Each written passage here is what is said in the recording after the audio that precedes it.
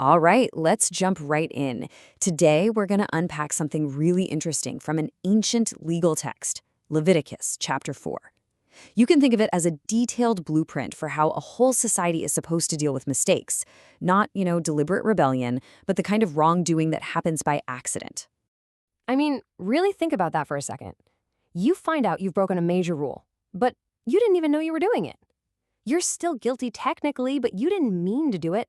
How does a society handle that? Well, that's the exact problem Leviticus 4 tries to solve. So here's how we're going to break it down. First, we'll get clear on what an unintentional mistake even means here. Then we'll look at 4 specific cases: the priest, the entire nation, a ruler, and just an everyday person. And finally, we'll see what this whole layered system tells us about what that society really valued. Okay, first things first, let's get a handle on the core concept at the heart of this entire chapter. The text calls it sinning through ignorance. Now, this isn't someone defiantly shaking their fist at God.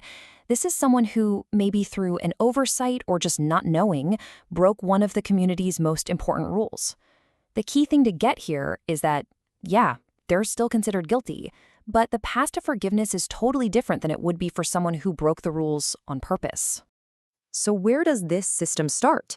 Well, it starts right at the very top, with the most important spiritual figure in the entire community, the anointed high priest. You see how the text frames this? It's a sin that basically brings guilt on everyone. The priest's actions have this huge ripple effect that touches the whole community. And because the stakes are that high, the process for making things right is the most serious and detailed of all. The details here are just fascinating.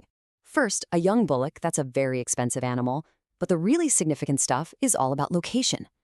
The blood is brought inside the tabernacle, into the holiest space, and then the entire animal, everything, is taken all the way outside the camp to be burned, which symbolizes a complete and total removal of the mistake.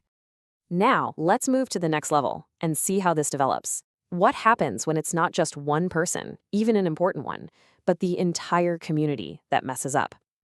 You can imagine how this might happen, right? Maybe a law was just misunderstood or forgotten by pretty much everybody. In that case, the elders have to step up as the representatives and kick off the atonement process for the whole nation. Now, as we go through these steps, you might be getting a little déjà vu. It's almost an exact copy of the priest's ritual. The sacrifice is a young bullock. The blood goes inside the tabernacle, it's sprinkled in that sacred space, and the whole animal is burned outside the camp. And boom, the text just comes right out and says it. It spells out that the atonement for the entire nation is identical to the one for the high priest. Now, this is huge. It implies that the collective mistake of the people carries the exact same weight as the personal mistake of their highest spiritual leader. Okay, let's move down the ladder a bit.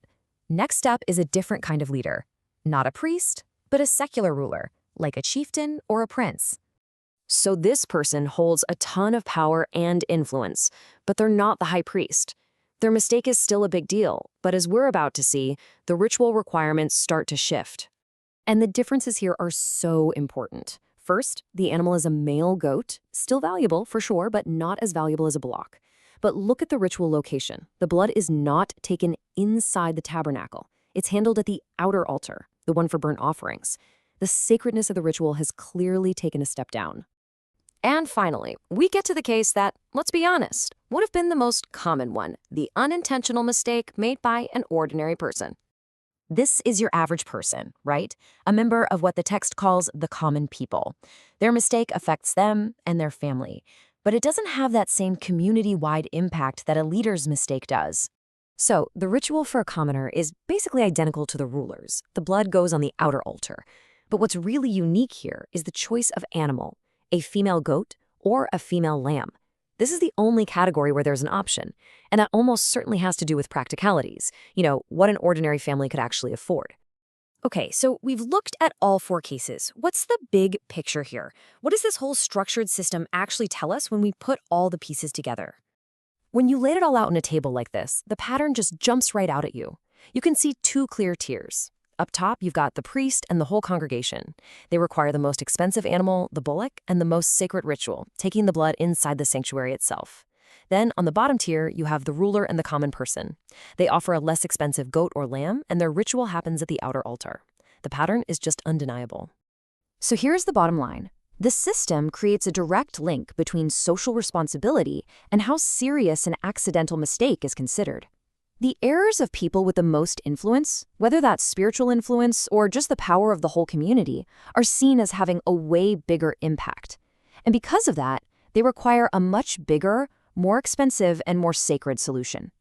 It's a pretty clear statement that with great power comes great accountability. And that leaves us with one last big thought to chew on. This ancient legal text isn't just some dusty list of rules. It's a window into an entire worldview.